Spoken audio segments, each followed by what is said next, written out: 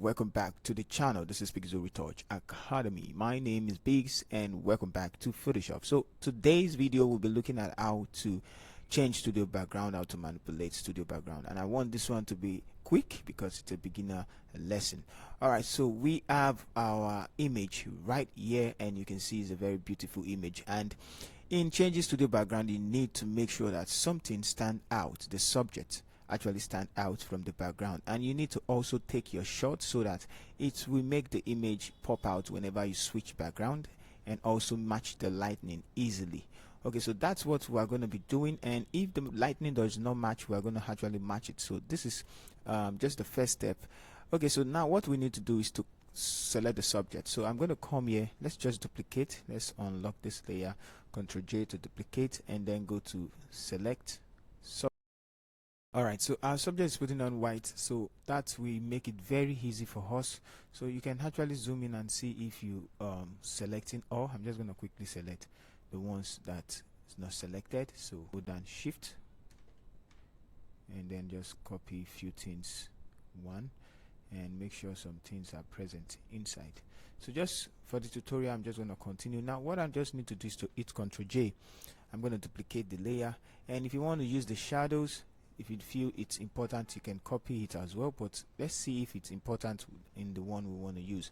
So I'm going to grab the background, let's bring up the background layer we're going to be using. So I'm using this, so I'm going to drag it into it, so you can see that immediately it's match up. Now there is no need for me to go around selecting all these because I already selected the subject, so it's already matching. Now you can see how easy it is because we have a matching subject to the background. So what I'm going to do, I'm going to crop it. Let's go to crop image, crop size, and I'm going to drag it to the left to remove all those things that are unnecessary, to deselect. Let's see what's going on there. The first one, yeah, clean. Okay, so now we have it. Here we go.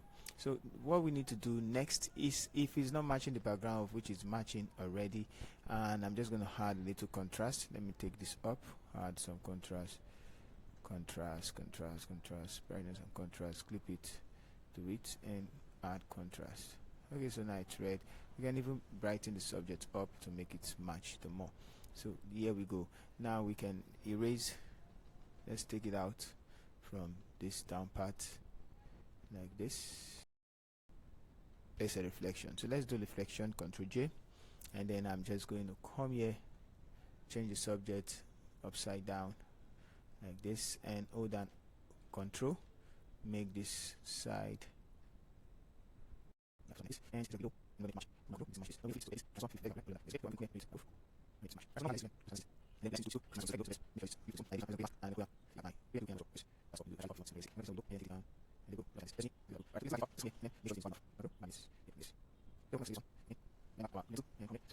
and just erase some part of,